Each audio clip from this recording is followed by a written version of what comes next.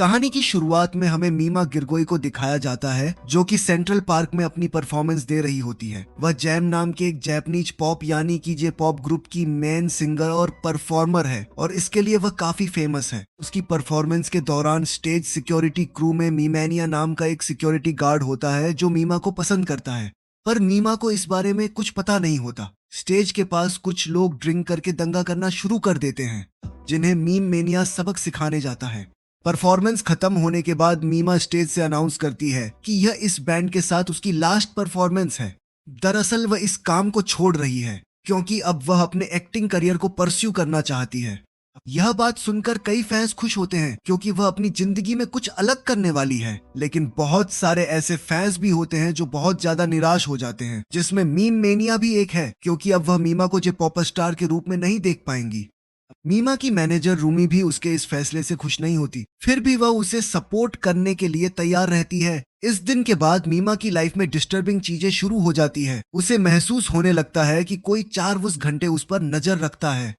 उसे एक फैक्ट्स भी मिलता है जिस पर ट्रेटर यानी कि गद्दार लिखा होता है, जिससे साफ था कि यह किसी नाराज पुराने फैन का काम है। कुछ ही दिनों बाद मीमा को एक लेटर के जरिए एक वेबसाइट के बारे में पता चलता है। उसे चेक करने के लिए वह अपनी मैनेजर रूमी से एक डेस्कटॉप मंगवाती है और इंटरनेट पर वह वेबसाइट को सर्च करती है। सर्च करने पर उसे पता चलता है कि यह उसका फैन पेज है जहां उसकी जिंदगी से जुड़े आज तक के सभी इवेंट्स और परफॉर्मेंस अपडेटेड हैं। मीमा अपनी मैनेजर रूमी से इंटरनेट सर्व करना सीखकर इस पेज पर घंटों वक्त बिताने लगती है। दरअसल यह 19 का वक्त है।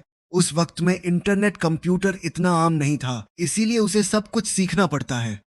धीरे धीरे उसे एहसास होता है कि इस पेज पर उसकी लाइफ की बहुत सी बारीक और इंटरनल चीजें मेंशन की जाती है जो उसके या उसके आसपास के लोगों के अलावा किसी को पता नहीं होनी चाहिए। जैसे वो कौन से प्रोडक्ट्स को यूज करती है, शॉपिंग करने कहाँ जाती है, और यहाँ तक कि आज जब वो ट्रेन से उतरी थी तो उसने पहला पैर कौन सा निकाला था। इतनी छोटी डिटेल्स देखकर मीमा बहुत अनकंफर्टेबल और डरी हुई महसूस करने लगती है। उसे पता है कि उसके आसपास कोई है जो उस पर नजर रखता है। दरअसल उसका जो सिक्योरिटी गार्ड था मीमानिया, वही इस पेज को रन करता है। अगले दिन मीमा के एक्टिंग करियर का फर्स्ट डे होता है। उसे बहुत ही छोटा रोल मिलता है जिसमें उसे मात्र एक लाइन बोलनी है, पर कई बार उसके रिटेक हो जाते हैं। इसीलिए वहां पर जो लोग खड़े होते हैं वह उस पर हंसने लगते हैं, जिससे वह डिमोटिवेट फील करती है। वह ग्रीन रूम में जाकर यह सोच रही होती है कि वह लाइन को कैसे डिलीवर करें। तभी वहां पर एक ब्लास्ट की आवाज होती है।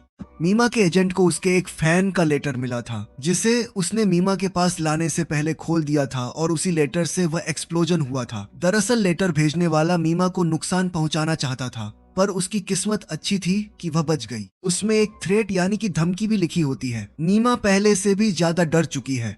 उसके ऊपर एक साथ सारा मेंटल प्रेशर आ जाता है। पुराने फैंस की नाराजगी, एक्टिंग करियर का सही ट्रैक पर ना होना, डेथ थ्रेट और हमेशा किसी का उस पर नजर रखना।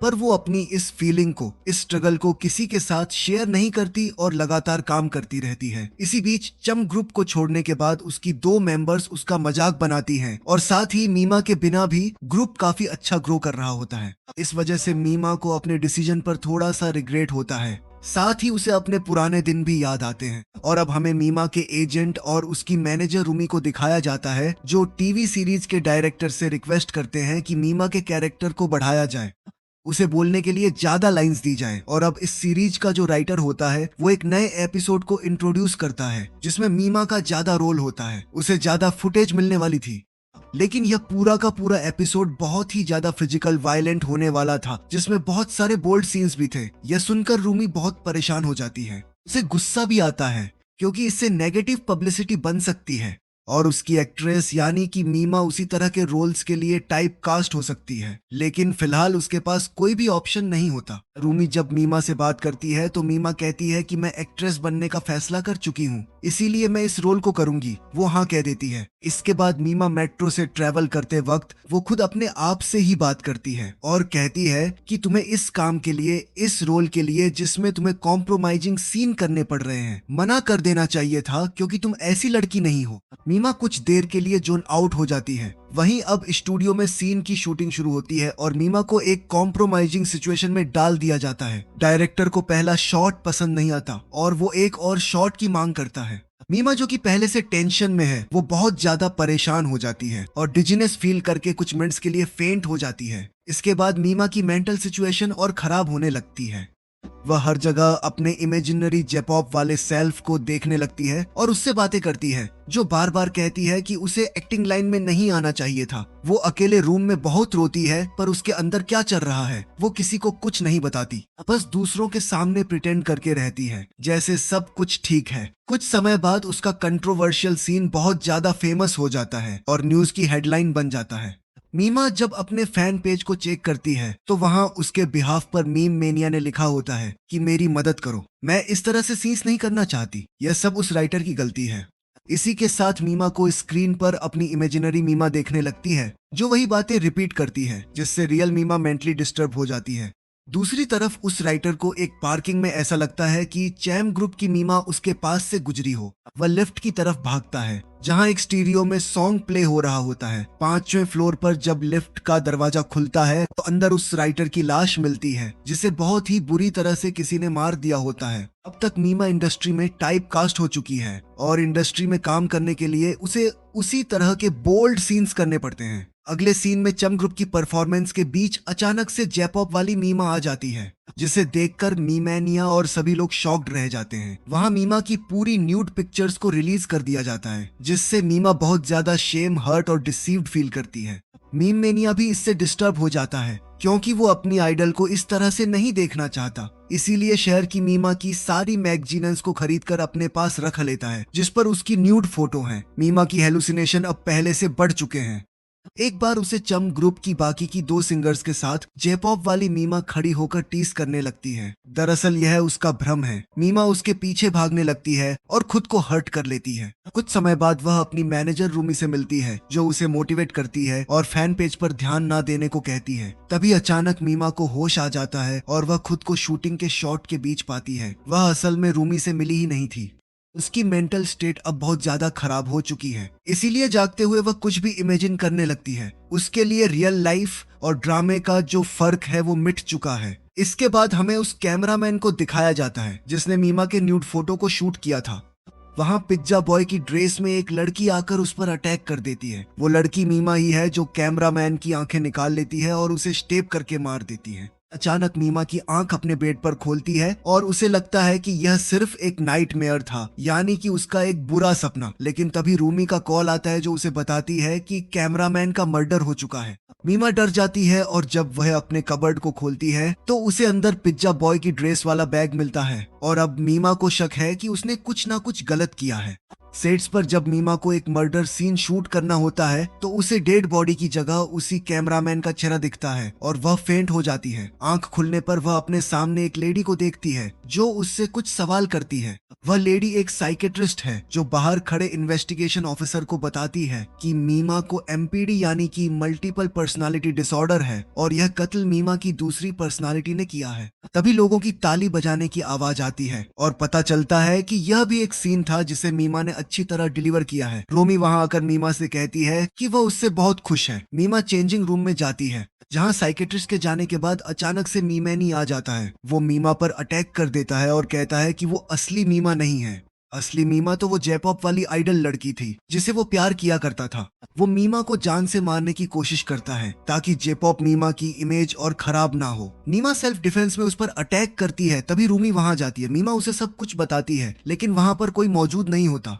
रूमी उसे समझाती है कि वह डे ड्रीम करने लगी है। इसके बाद रूमी मीमा को उसके घर ले आती है जो आज काफी साफ सुथरा नजर आ रहा होता है। मीमा वहां से अपने एजेंट को कॉल करती है लेकिन एजेंट के ऑफिस में उसकी लाश पड़ी होती है जिसकी आंखें निकालकर उसे मार दिया गया है। उसके साइड में मीमेनिया की भी लाश पड़ी है जिसका मतलब था कि मीमा का सामना सच में मीमेनिया से हुआ था। तभी मीमा कमरे से बाहर देखती है और रियलाइज करती है कि यह उसका कमरा नहीं बल्कि उसके कमरे की हूबहू कॉपी है। तभी अचानक से कमरे में उसकी मैनेजर रूमी जेपॉप मीमा की तरह ड्रेस अप होकर आती है और खुद ही को जेपॉप वाली मीमा समझने लगती है।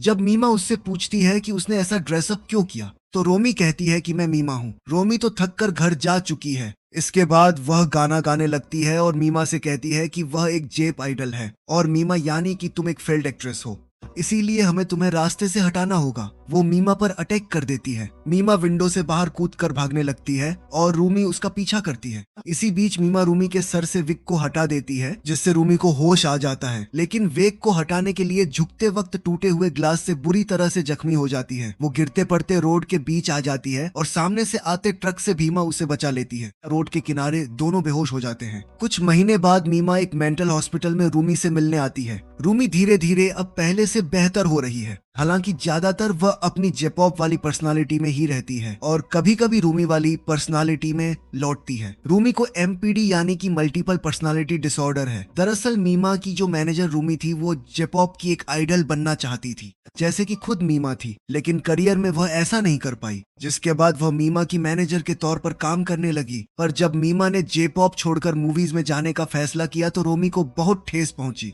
जब मीमा ने कॉम्प्रोमाइज और न्यूड सीनेंस करने के लिए हाँ किया तो रोमी को लगा कि इससे जेपॉप वाली मीमा की इमेज बहुत ज्यादा खराब हो जाएगी। वही जो उसका एजेंट था, जब उसने मीमा को अगले प्रोजेक्ट के लिए सीन के बारे में बताया जो कि बहुत ही ज्यादा बोल्ड थे, तो रोमी को बहुत ज्यादा गुस्सा आ गया। रोमी मीमा का फैन बेस देखने के बाद मीमेनिया से मिलने गई, जिसके बाद मीमेनिया रोमी को ही जेपॉप वाली मीमा के रूप में देखने लगा। रोमी ने ही मीनिया को कन्विंस किया कि वही असली मीमा है और एक्टिंग करने वाली मीमा एक बहरूपिया है जो कि जेपॉप वाली असली मीमा की इमेज को खराब कर रही है। रूमी ने ही उस राइटर और कैमरामैन का मर्डर किया था।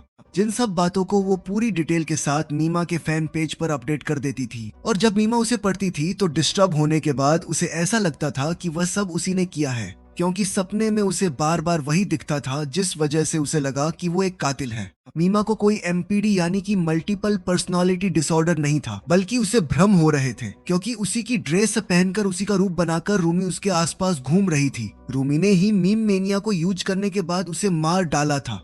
मीमा बहुत ज्यादा स्ट्रेस में थी, इसीलिए उसे कोई खबर नहीं हो पाई। वो सच्चाई को कभी देख ही नहीं पाई। रूमी की दूसरी पर्सनालिटी इसका फायदा उठा रही थी। साथ ही चैम ग्रुप की परफॉर्मेंस के वक्त जो मीमा स्टेज पर आई थी वो असल में असली मीमा नहीं थी, बल्कि वो रूमी थी जो उसका भेष बनाकर स्टेज पर आ गई थी और सब उसे देखकर हैरान रह गए थे। पर अब मीमा को सच्चाई का पता चल चुका है। वो अपने भ्रम से यानी कि हेलुसिनेशन से पूरी तरह से बाहर आ चुकी है। उसे पता है कि अब तक क्या हुआ है। साथ ही जितने भी मर्डर्स किए गए हैं वह सब के सब रूमी ने किए हैं और इसी के साथ यह फिल्म या कहानी यहीं पर खत्म हो जाती है। उम्मीद